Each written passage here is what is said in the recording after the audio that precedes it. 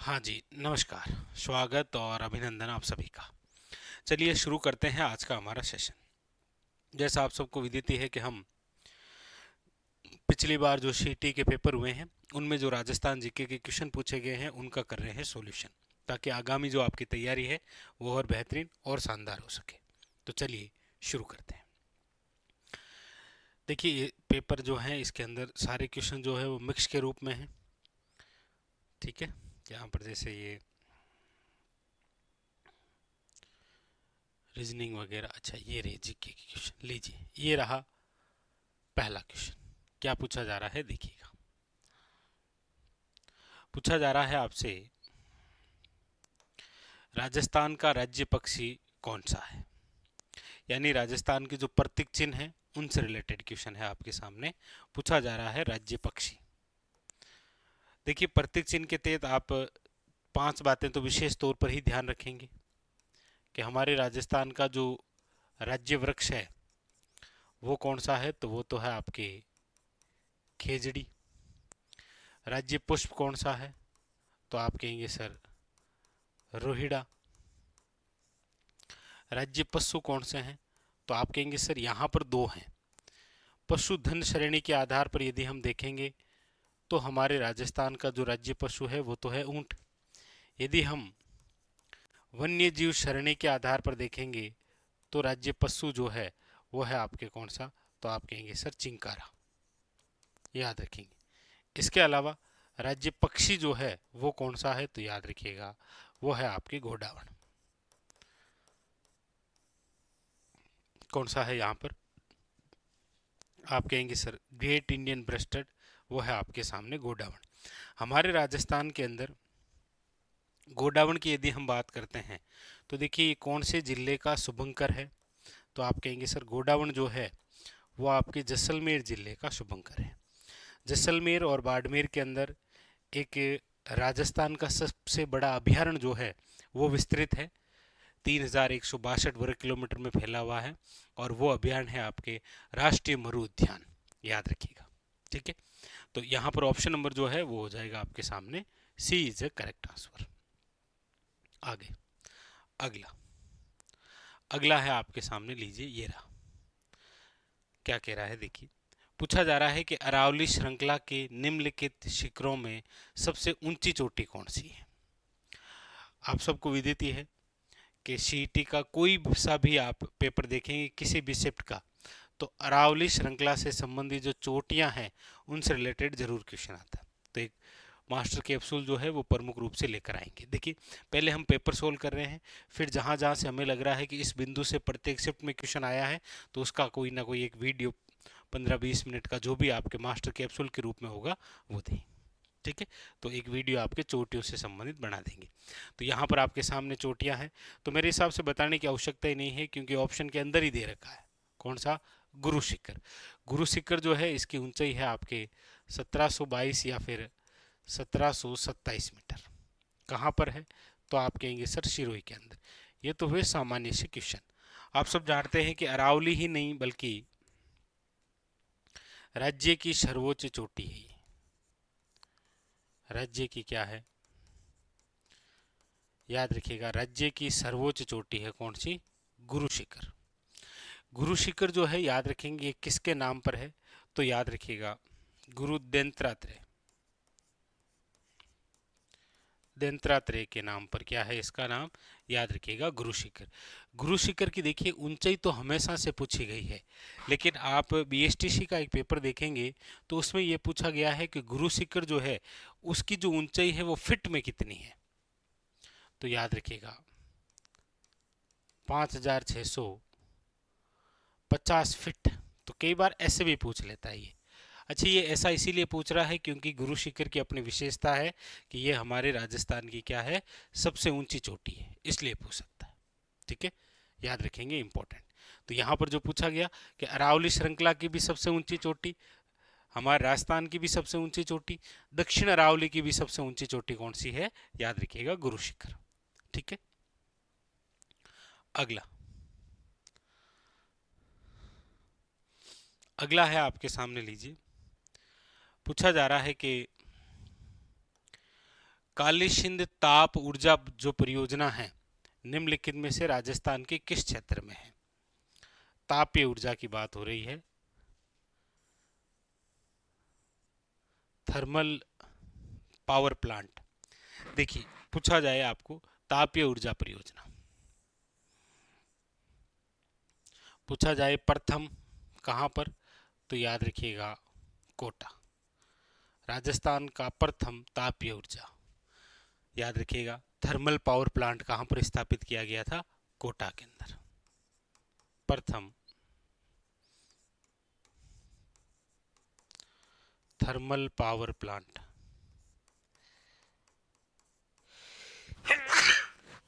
Sorry, राज्य का प्रथम थर्मल पावर प्लांट कहां पर है? याद रखिएगा कोटा के अंदर। यहाँ पर तो नाम से ही पता लग रहा है कालीसिंध। कालीसिंध आप जानते ही हैं कि एक नदी है जिसका उद्गम जो है वो एमपी के देवास क्षेत्र से होता है। हमारे राजस्थान के इसका जो बहाव है कालीसिंध का वो है झालावाड़ है, बारां है, कोटा है। तो यहाँ पर ये जो पूछा गया है कहाँ पर है, तो याद रखिएगा झालावाड़ के अंदर, यानी ऑप्शन नंबर जो है वो है ए इज ए करेक्ट आंसर। अगला, हाँ, ऐसे क्वेश्चनों का आपको थोड़ा सा ध्यान रखना है, ठीक है। क्या कह रहा है देखिएगा, प्रश्न तो दिख रहा है ना आराम से, ठीक है। देखिए क्या कह रहा है, नीचे दो कथन दिए गए हैं, आपको बताना है कि कौन सा जो है वो सर्वाधिक उपयुक्त उत्तर है। देखिए क्या कह रहा है, सबसे पहली बात कि सर जो चना है वे राजस्थान में रबी फसल के रूप में उगाया जाता है। आप कहेंगे बिल्कुल सही बात है सर, चना जो है वो रबी की फसल के रूप में उगाते हैं। फिर है कि तिलहन राजस्थान में रबी और खरीफ दोनों मौसम में उगाए जाते हैं। ये कह रहा है कि तिलहन, देखिए तिलहन की यदि हम बात करें तो जैसे एग्जाम्पल के तौर पर हम समझते हैं, तिलहन में जैसे दो फसलों के नाम लिख रहा हूँ, एक तो लिख रहा हूँ आपके सरसों और एक लिख देता हूँ मूंगफली। तो आप कहेंगे सर सरसों जो है वो तो है आपके कौन सी, रबी की फसल, और मूंगफली जो है वो कौन सी है आपके, तो आप कहेंगे सर खरीफ की फसल। इसका मतलब तिलहन जो है वो रबी और खरीफ दोनों मौसम में उगाए जाते हैं। आप कहेंगे सर बात तो ये भी सही है, तो इसका मतलब कथन ए और कथन दो दोनों ही सही हैं। ऑप्शन नंबर क्या है, ए इज ए करेक्ट आंसर। अब बदलता हुआ पैटर्न ये है कि यहाँ पर ऐसा नहीं आएगा, यहाँ पर आएगा कि कितने सही हैं, केवल एक सही है, केवल दो सही है, इस प्रकार से आने लगे हैं ऑप्शन भी, ठीक है। चलिए आगे, हाँ अगला क्वेश्चन, अगला क्या कह रहा है देखिए, पूछा जा रहा है आपसे कि राजस्थान के प्रथम लोकायुक्त कौन थे, यानी राजस्थान के प्रथम जो है वो लोकायुक्त। देखिए सीटी से संबंधित एक विशेष बात आप जरूर याद रखेंगे, इस बिंदु से जरूर क्वेश्चन आए हैं, पदाधिकारी।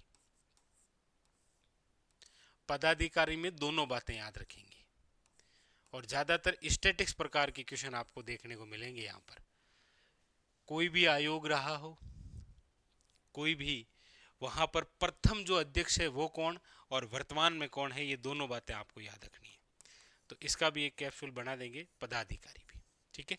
यहाँ पर पूछा गया है आपके सामने कि राजस्थान के प्रथम लोकायुक्त कौन थे, तो राजस्थान के जो प्रथम लोकायुक्त है वो तो थे आपके आई डी दुआ, याद रखिएगा। प्रथम तो कौन थे, आई डी दुआ, और वर्तमान के अंदर कौन है, तो याद रखिएगा जस्टिस प्रताप कृष्ण लोहरा। तो यहाँ पर ऑप्शन नंबर जो है वो क्या हो जाएगा, सी इज ए करेक्ट आंसर।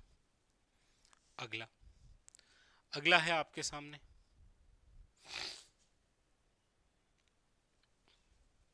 क्या पूछ रहा है, पूछा जा रहा है राजस्थान मानवाधिकार आयोग के अध्यक्ष और सदस्यों का जो कार्यकाल है वो कितना होता है, यानी राजस्थान मानवाधिकार जो आयोग है इसके अध्यक्ष और सदस्यों का जो कार्यकाल है वो कितना होता है। तो आप कहेंगे सर इनका होता है 3 वर्ष, या फिर आप कह सकते हैं कि सर 70 वर्ष की आयु, इन दोनों में जो भी पहले हो, ठीक है। ऑप्शन नंबर जो है वो क्या है, B is a correct answer. या तो 3 साल हो गए हो या फिर उस बंदे की एज जो है वो कितनी, 70 हो गई, ठीक है। चलिए ऑप्शन नंबर हो जाएगा B is a correct answer. अगला, अगला है आपके सामने, कि निम्नलिखित में से राजस्थान राज्य की प्रथम महिला राज्यपाल, ये लीजिए, पदाधिकारी से रिलेटेड लगभग शिफ्टों के अंदर आपको क्वेश्चन देखने को मिलेंगे। निम्नलिखित में से राजस्थान राज्य की प्रथम जो महिला राज्यपाल है वो कौन थी? कमला बेनीवाल, प्रतिभा पाटिल, प्रभा राव या मार्गरेट अल्वा। तो आप कहेंगे सर हमारे राजस्थान राज्य की जो प्रथम महिला राज्यपाल रही वो है प्रतिभा पाटिल, याद रखिएगा। और यही प्रतिभा पाटिल हमारे देश की प्रथम महिला राष्ट्रपति, देश की प्रथम महिला राष्ट्रपति, याद रखिएगा।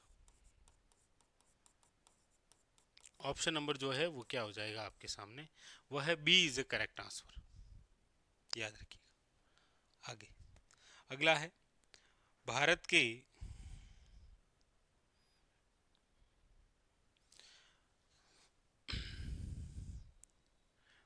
के योजना आयोग का गठन खाली जगह को हुआ था, यानी कि योजना आयोग जो है इसका गठन कब हुआ है?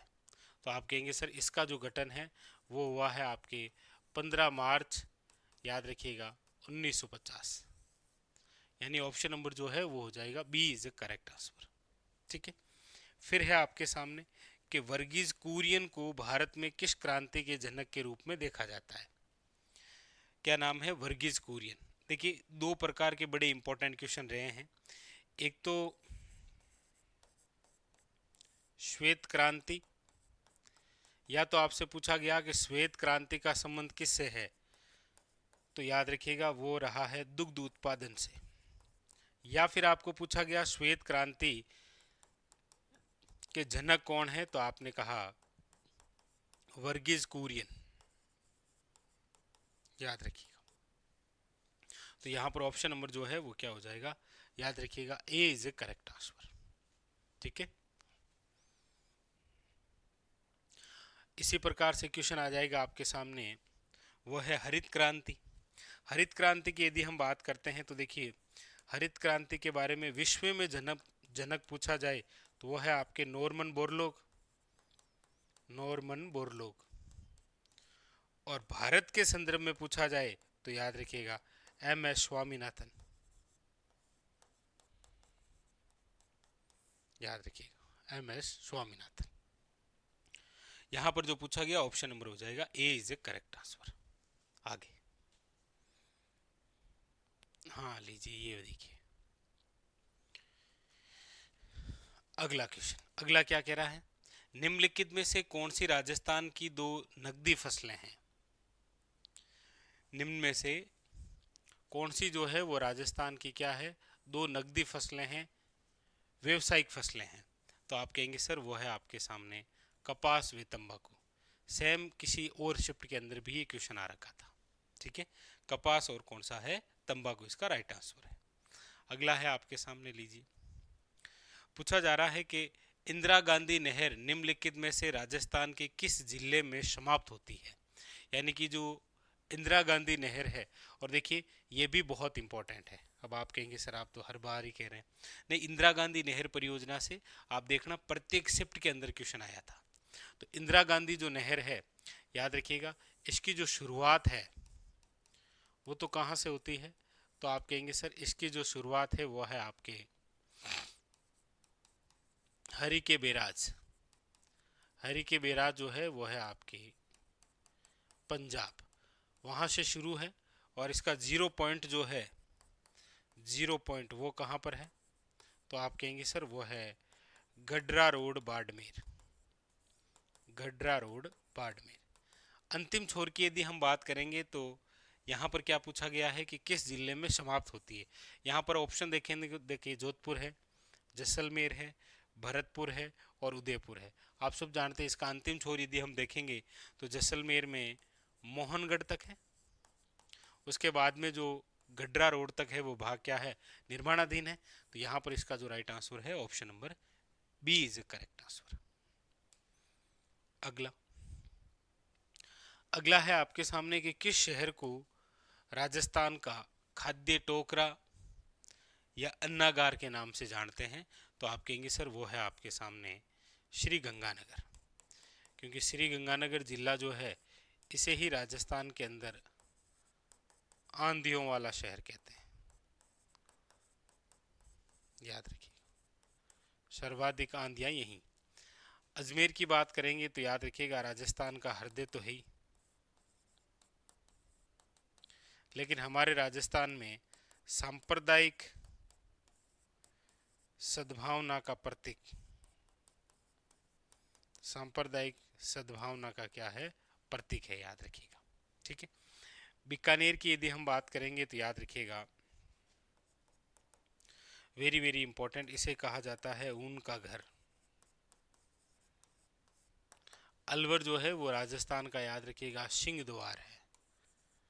अलवर जो है वो राजस्थान का क्या है, सिंह द्वार। ठीक है, अच्छा एक क्वेश्चन और देखिए, यदि ये सेम क्वेश्चन आपसे पूछा जाए कि निम्न में से किस प्रदेश को राजस्थान का खाद्य प्रदेश, खाद्य टोकरा, अन्नागार के नाम से जानते हैं, तो फिर इसका जो राइट आंसर होगा वो होगा आपके, याद रखिएगा, पूर्वी मैदानी प्रदेश। फिर इसका जो राइट आंसर है वो कौन सा होता है, पूर्वी मैदानी प्रदेश। ऐसे भी क्वेश्चन आता है। अब जैसे आपको पूछा जाता है कि राजस्थान की जीवन रेखा या लाइफ लाइन किसे कहते हैं, तो आप कहेंगे सर आईजीएनपी को, लेकिन यदि वो ऑप्शन में नहीं हो तो फिर राजस्थान की जो लाइफ लाइन है वो है अरावली करेंगे। तो इसी प्रकार से क्वेश्चन आए थे आपके सामने। ठीक है, लीजिए दिख रहा है ना, हाँ, मिट्टियों से संबंधित जो क्वेश्चन है वो कुछ इसी प्रकार से आए थे। क्या है, नीचे दो कथन दिए गए हैं, कथन फर्स्ट और कथन सेकंड। आपको पहचानना है कि निम्न में से सर्वाधिक जो उपयुक्त है उसके उत्तर का चयन करना है। ठीक है, क्या कह रहा है देखिए, कथन फर्स्ट कह रहा है कि जलोढ़ मिट्टी में पर्याप्त मात्रा में potash, phosphoric acid, phosphoric acid, चूना पाया जाता है, जो गन्ना, धान, गेहूं और अन्य अनाज और फसलों के उत्पादन के लिए क्या है, आदर्श है। फिर दूसरी बात है कि इसी मिट्टी यानी कि जलोढ़ मिट्टी में पर्याप्त मात्रा में क्या होता है, नाइट्रोजन पाई जाती है। आप कहेंगे नहीं सर यही गलत है, नाइट्रोजन नहीं पाई जाती है, ना तो इसमें है और ना ही आपके काली मिट्टी में है। तो इसका मतलब सेकंड जो है वो क्या है, गलत है। तो अब देखो सेकंड गलत है, ये कहाँ पर है, तो आप कहेंगे सर एक ही ऐसा ऑप्शन है जहां पर ये दे रखा है कि 2 नंबर जो है वो गलत है। भाई यहाँ पर तो दे रखा है दोनों सही हैं, तो दोनों तो है नहीं। यहाँ पर दे रखा है कि कथन फर्स्ट और कथन सेकंड दोनों गलत हैं, तो दोनों गलत भी नहीं है। कथन फर्स्ट गलत है लेकिन कथन सेकंड सही है, ये भी नहीं है। तो ऑप्शन नंबर जो है वो क्या है, सी, कथन फर्स्ट सही है लेकिन कथन सेकंड जो है वो क्या है, गलत है। ठीक है, आगे अगला देखिए क्या कह रहा है। अगला है आपके सामने, लीजिए, पूछा जा रहा है आपसे कि पिछोला झील राजस्थान के निम्नलिखित में से किस स्थान पर पाई जाती है। अब पिछोला झील है, आप सब जानते हैं कि पिछोला झील का जो निर्माण है वो राणा लाखा के समय हुआ, ये इंपॉर्टेंट बात है, याद रखिएगा। किसके समय हुआ था, राणा लाखा के समय।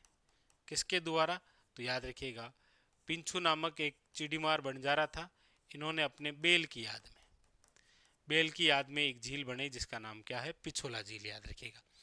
पिछोला झील जो है वो उदयपुर की सबसे सुंदर झील है। क्यों, क्योंकि उसमें एक तो बना हुआ है जग मंदिर और एक बना हुआ है, याद रखिएगा, जग निवास महल, जो कि उदयपुर का सिटी पैलेस है, याद रखिएगा, इंपॉर्टेंट। और पिछोला झील कहाँ पर है, तो आप कहेंगे सर उदयपुर के अंदर। ऑप्शन नंबर जो है वो क्या हो जाएगा, ए इज ए करेक्ट आंसर। आगे लीजिए, हाँ इस प्रकार के क्वेश्चनों का भी आप ध्यान रखेंगे। बहुत अच्छा क्वेश्चन आया है ये भी एक। क्या कह रहा है देखिएगा, पूछा जा रहा है कुचामणी ख्याल के बारे में निम्न में से कौन से कथन जो हैं वो सही हैं। कुचामणी ख्याल के बारे में पूछ रहा है कि कौन से कथन जो है वो सही है। देखिए, कुचामणी ख्याल प्रसिद्ध लोक नाट्यकार लच्छीराम द्वारा शुरू की गई। कुचामणी ख्याल के प्रवर्तक कौन है, लच्छीराम। आप कहेंगे बिल्कुल सही है सर। इस कुचामणी ख्याल के अंदर कौन कौन से प्रसंग हैं, तो देखो चांद नीलगिरी है, राव रिडमल है, मीरा मंगल है और लच्छीराम द्वारा रचित प्रमुख ख्याल है। आप कहेंगे बिल्कुल सही है सर। कुचामणी ख्याल जो है वो एक मुक्त नाट्यशाला में निष्पादित नहीं किया जाता है, यही गलत है, ये शब्द ही गलत है, नहीं, ये यदि नहीं आता तो ये सही होता, क्योंकि कुचामणी जो ख्याल है वो खुले मंच पर आयोजित होती है, याद रखिएगा, ये तो खुले मंच पर। तो सी जो है वो क्या गलत है, सी गलत है, सी गलत है, सी गलत है। एक ही ऑप्शन बचा है जिसमें सी नहीं है, ऑप्शन नंबर डी।